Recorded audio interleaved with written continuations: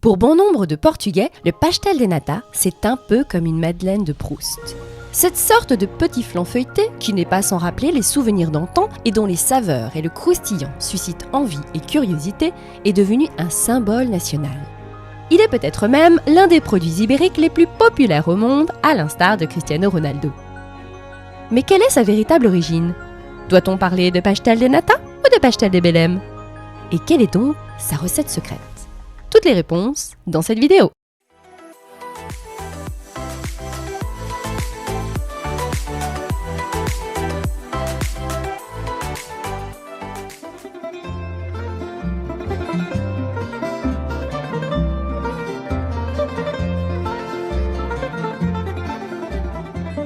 L'origine du pastel de nata n'est pas très bien définie.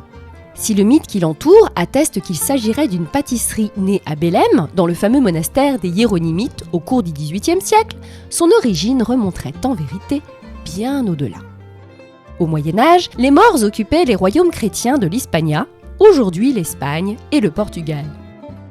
Durant cette période, ils plantèrent, entre autres, des champs de canne à sucre sur des terres qui deviendront par la suite le Portugal, démocratisant ainsi la consommation de sucre et la fabrication de pâtisseries. Après la Reconquista, le paysage agricole fut remodelé et le sucre devint un bien rare. Si rare que la confection de douceurs sucrées se limita à la cour et au monastère où les religieuses entretinrent ce savoir-faire culinaire. Il en fut ainsi jusqu'au XVe siècle, lorsque le prince Henrique lança son projet de colonisation vers l'ouest. Et c'est à Madère, colonisée vers 1425, que la canne à sucre fut introduite et de nouveau exploitée. Les quantités de sucre redevinrent abondantes et les religieuses dans tout le Portugal développèrent et perfectionnèrent leur création pâtissière. Au XVIIe et XVIIIe siècle, dans cette course à la meilleure pâtisserie, les sœurs franciscaines de l'ordre des Clarisses se démarquaient particulièrement. Toutes les pâtisseries dites conventuelles étaient en réalité fabriquées à partir des mêmes ingrédients utilisés dans des proportions variables d'une recette à l'autre. On y retrouve donc quasiment systématiquement du sucre, des jaunes d'œufs, de la farine, des épices et parfois des amandes. Les recettes étaient enfin jalousement gardées. Et les blancs d'œufs alors ? Si les religieuses utilisaient préférentiellement les jaunes d'œufs, c'était avant tout dans un souci d'anti-gaspillage. Les blancs d'œufs étaient utilisés de multiples façons, comme lors de la clarification du vin, que j'aborde justement dans ma vidéo sur les cannelés. En plus de cuisiner pour leurs bienfaiteurs et les membres de l'Église, les religieuses firent de leur art un commerce lucratif qui leur permit de faire vivre leur communauté. C'est au début du XIXe siècle que la révolution libérale renversa le clergé au pouvoir et entraîna la dissolution de tous les ordres religieux ainsi que la confiscation de leurs biens. La recette du pastel de nata, pâtisserie conventuelle typique de la région lisboète, fut ainsi livrée au grand public et reprise par des commerçants jusqu'à nos jours. Mais alors pourquoi dit-on parfois pastel de Belém ? Pour le bon fonctionnement du monastère des Hiéronymites, à Belém, les sœurs qui y vivaient fabriquaient justement des pastels de nata. Après la dissolution de la communauté religieuse, leur recette fut divulguée ou vendue, mais nous ne le saurons réellement jamais, à un entrepreneur d'origine brésilienne, Domingo Rafael Alves, qui commença à en faire commerce dans un petit magasin tout proche du monastère. Or, à cette même époque, Belém, de par son patrimoine architectural et son passé historique, attirait déjà beaucoup de visiteurs. Du fait de son emplacement de choix, la boutique de Domingo Rafael Alves rencontra un grand succès. Pour la petite histoire, elle se dressait à l'endroit même où se tient aujourd'hui le comptoir de l'actuelle fameuse pâtisserie, la Antigua Confeitaria de Belém, toujours tenue par les descendants de l'entrepreneur. Domingo Rafael Alves décida donc de se spécialiser dans la vente des pastéis et de les démarquer de tous les autres. Il les nomma Pastéis de Belém, et ses descendants prirent le soin de protéger cette appellation en 1911. Un véritable coup de marketing auquel s'ajoute une part de mystère volontairement entretenue, puisque la recette dite d'origine, qu'ils se revendiquent être les seuls à détenir, est gardée secret. Encore aujourd'hui, le secret familial ne se dément pas, au point que la production atteint environ 21 000 pastéis par jour, exception faite de la période estivale où elle culmine à 45 000 pastéis quotidiens. Un business bien rodé qui rapporte jusqu'à 7 millions d'euros bruts par an.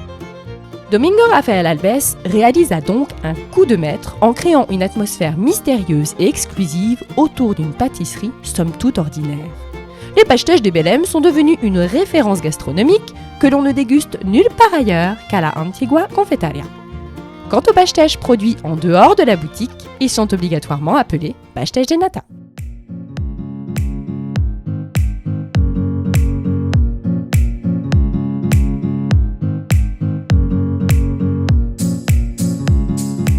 La confection des pastéis de nata se fait en 2 temps et tant que possible avec des produits de qualité. Tout d'abord, il faut préparer une pâte feuilletée maison. Il est bien sûr tentant d'en acheter une en commerce, mais elle ne permettra pas d'obtenir le croustillant si caractéristique de ces pâtisseries. En effet, le premier secret des pastéis de nata, c'est l'utilisation de la margarine à la place du beurre pour garantir un croustillant inégalable.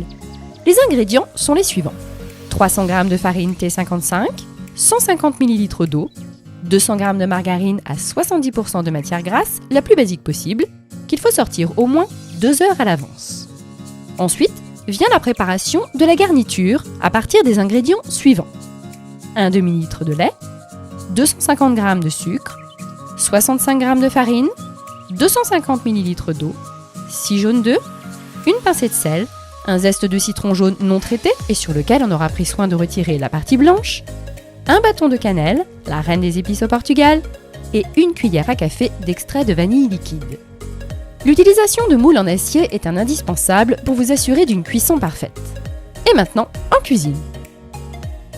Mets la farine dans un récipient. Ajoute-y les 150 ml d'eau et commence à mélanger. Lorsque la pâte prend forme, pétris pendant une dizaine de minutes jusqu'à l'obtention d'une pâte douce et homogène.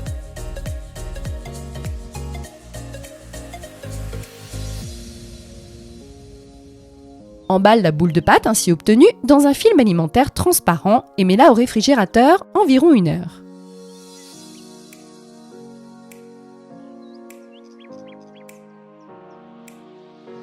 Farine le plan de travail, la boule et le rouleau à pâtisserie, puis étale la pâte jusqu'à obtenir un grand rectangle.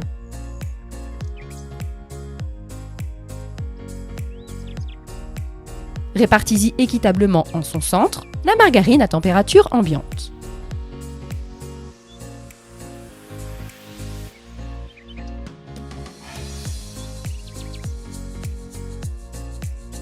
Replie de part et d'autre la pâte sur la margarine ainsi disposée.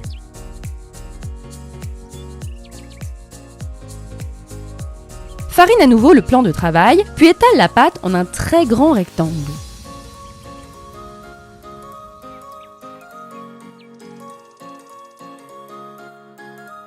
Plie la pâte en 3, tourne-la de 90 degrés, puis étale-la de nouveau en un grand rectangle.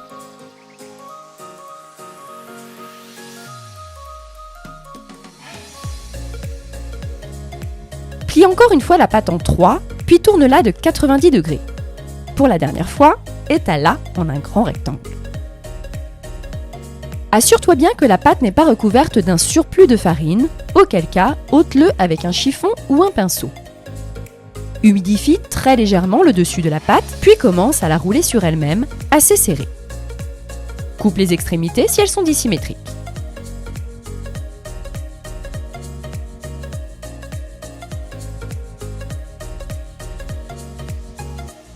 Coupe le rouleau de pâte en 2 portions égales.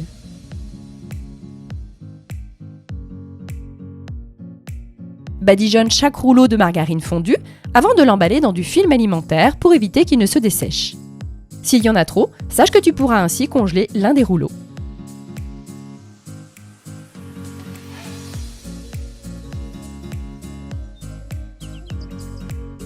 Pour commencer, mets dans une casserole la cannelle, le zeste de citron, le sel et le sucre. Ajoute-y ensuite l'eau et l'extrait de vanille liquide. Mets la casserole sur le feu et porte à ébullition environ 10 minutes à gros bouillon.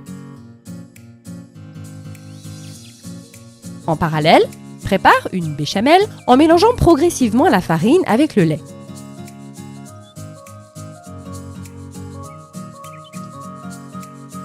Pense bien à mélanger à chaque fois pour éviter l'apparition de grumeaux.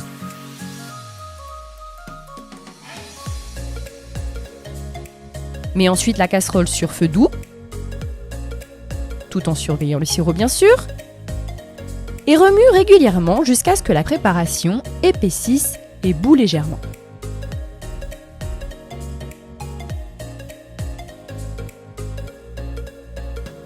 Hors du feu, ôte les zestes de citron de la première casserole et verse le sirop tout en mélangeant la préparation.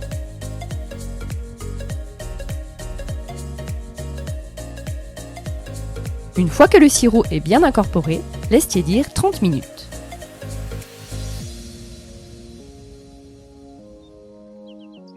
Enfin, ajoute les 175 g de jaune d'œuf.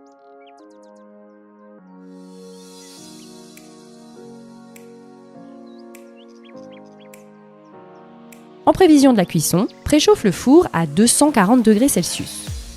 Dernière étape avant la cuisson, le garnissage des moules à pastèche. Le fonçage des moules s'acquiert progressivement. Aussi, pas de panique si les premiers essais ne te paraissent pas à la hauteur de tes espérances. Pour commencer, beurre les moules un à un en veillant à ne pas laisser d'excédent de matière grasse.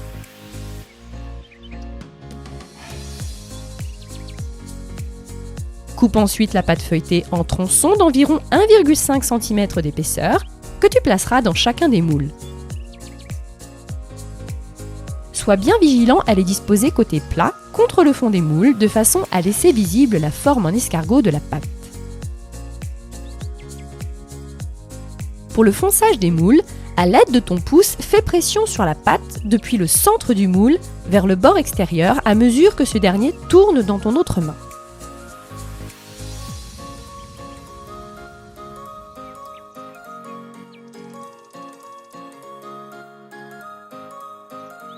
Une fois que tous les moules sont prêts, remplis-les avec la garniture.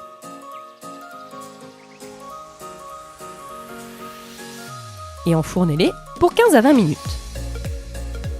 Les pastèches vont gonfler à la cuisson et se recouvrir d'une teinte brunâtre. Une fois la cuisson terminée, sors les pastèches du four et démoule-les immédiatement. Il est préférable de les laisser refroidir sur une grille à pâtisserie pour une petite demi-heure avant de te jeter dessus. Ce serait dommage de se brûler. Et voici de succulents pastèches prêts à être dégustés. Généralement, ils se mangent tièdes et saupoudrés de cannelle ou de sucre glace, voire des deux. Cela reste une affaire de goût. Si jamais tes pastèches survivent aux gourmands au-delà de 24 heures, sache qu'un réchauffage de 10 minutes au four permettra de les rendre à nouveau croustillants.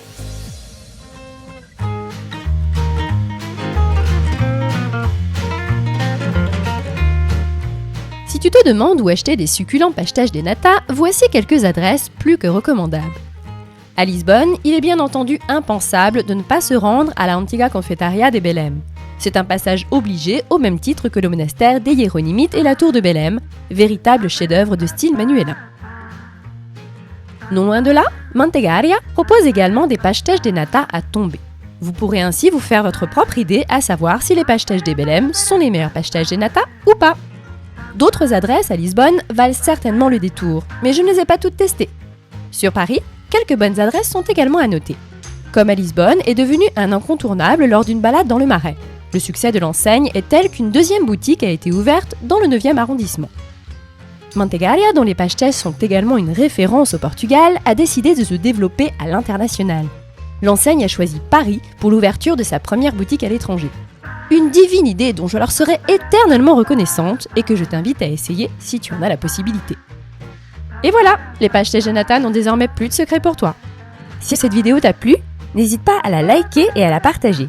Et pour me suivre, clique juste là. À bientôt!